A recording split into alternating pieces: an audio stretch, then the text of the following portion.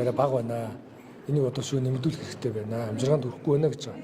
За хоёрдугаарт бол эрдийн зүгээс одоо мал ялангуяа хөдөө малчид бол ингээ мах ноолоор малын түүхий эдийн үнийг одоо нэмэгдүүлэхэд нь тийм үү энэ одоо төрөөс экспортыг дэмжих тэгээ гадаад зах зээлтэй болох энэ зүйлээ л одоо дэмжиж өгөөч. Тэгвэл бид нар янз бүрийн халамж одоо дэмжлэг те аавна гэж бол одоо зүтгэхгүй гэдэг ийм одоо зүйлүүд хэлж байгаа. Тэгээ дээр нь мэдээж нөгөө байнга иргэдийн хэлдэг сургууль цэцэрлэгийн хүртээ хэмжээ асуудлууд те үргэлжлүүл нэмэгдүүлэх те засвар хийх автомашин гэдэг ингээд одоо яг тулгамдсан бүхэл асуудлууд хэлж байгаа. Ерөнхийлөгчийн санаачлал хууль тэр би бүрэн дэмжиж байгаа. Яг тэгвэл ер нь одоо дээрээс эхлээд ийм хариуцлагатай ёс зүйтэй байх нь хамгийн чухал. Тэгжээж мэдээж тэ бусдад нүлгэр дуурайл ав. Тийм учраас чуулгандаа суудаг байх хэвээр тэ одоо тэ тэгээ одоо хуулиар үндсэн хуулиар одоо тангараг өргөсөн тэ энэ одоо тангарага мөрддөг байх хэрэгтэй.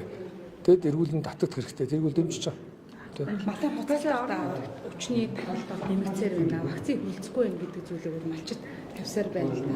Гол хамаа Төв аймгийн Эрдэнэ сан, Сэргэлэн сумд малын хуцаалтар 40 гарсан байна. Энэ асуудал дээр ямар хэмжээ ажиллаж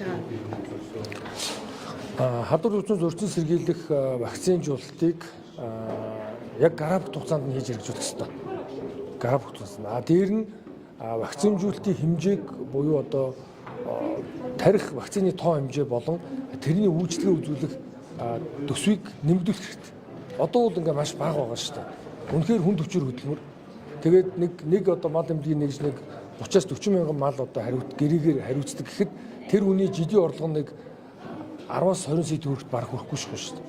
Тэр чинь нэг хүний одоо дундаж 2-3 саяын цалинтай үнээс хамаагүй бага одоо үүсгийн хөлс авч байгаа хгүй тэр үгэтэл ингээд маш их хүнд нөхцөлд ажилладаг те өргөн удам нутагтаа олон малтай захиргааны аргаар шийдэхгүй ингээд хувийн хвшлэр гүйцэтгэж байгаа. Тэгвэл энэ мал эмнэлгийн нэгжүүдийг бүр уг суурьаас нь эхлээд дэмжих хэрэгтэй.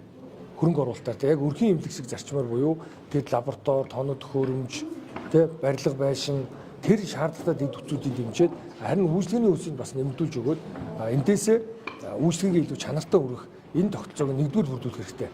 Хоёрдугаар нь вакциныг одоо худалдаж авдаг зардал бол маш бага байгаа. Маш бага.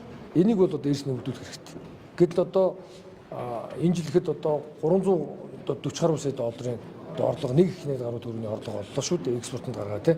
Тэгэхээр эндээс энийг өшөө нэмэгдүүлэх гэж байвал мал эмнэлгийн салбартаа хөрөнгө одоо оруулалтаа төсөө эрс нэмэгдүүлэх хэрэгтэй. Одоо бол маш бага байгаа гэдгийг бол хэлэх хэрэгтэй. Малын өвчний хамгийн гол нь яг тархалтыг яаж бууруулах юм бэ? Одоо энэ баг гэд ингээд ярьж байгаа хооронд чинь нэргсэн өн ашиглах хүчээр нөгөө мал нь одоо өгөхөд байдаг устгалд ордог, эргээд нөхөн төлбөрийн асуудал яригддаг. Энэ мэдчлэн онцгой асуудлууд үүсэдэг шүү дээ. Байдал үүсэдэг. Одоо малчид бол малаа одоо шалбар төвчний ухмаас алдаад амжиргаагаа алдаад байна шүү дээ. Тэгэхээр энийг одоо хариуцсан үдээж байгаа ямар бодлогоор одоо энэ асуудал хандах юм бэ? Өнгөрсөн хугацаанд хүчний байгууллагуудтай хамтраад энэ одоо бүс тогтоогоод энэ 20 зэрийн бэлэн тогтоогоод асуудлаа шийдээд намж байгаа тийм ээ тархалтыг зогсоогоод явдаг байсан. Тэгвэл одоо яах ёстой юм бэ? Энэ тал дээр. Тий одоо хуулиар аймаг сумын засаг дарга одоо 20 зэрийн дэглэм тогтооно тий онцлогын бол мал эмнэлгийн төв лаборатори тогтооно. Энийг харин олон нийтэд мэдээлэх зарлах эрх нь бол малын ерөнхий эмч буюу мал эмнэлгийн ерөнхий газрын даргаад байгаа тий. Тэгэхээр тэндээс илүү тав хүн мэдээлэл авах хэрэгтэй. Миний хувьд мэдээлэл өгөхийг бас одоо шаардъя тий. Шүлхийний вакцины нь одоо олдохгүй байна гэдэг чинь малчид одоо өөртөө мөнгө гаргаад худалдаад авах гэхээр олдохгүй байна. Магадгүй ингээд хавлын байдлаар зарж байгаа. Малын вакцин байгаа.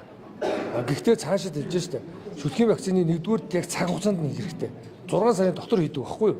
Нэгдүгээр тэгжээж нөгөө одоо тэр өөрийнх нь одоо үйлчлэг юм байна тийм үү? Хоёрдугаарт нь вакцины тоо хэмжээг нэмэгдүүлэх хэрэгтэй.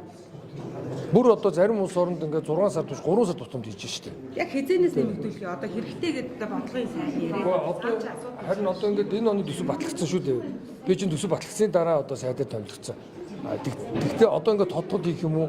Төсөвт одоотой зүйл яхад заавал нэмэгдүүл сандаа оруулж нэмэгдүүлэх хэрэгтэй.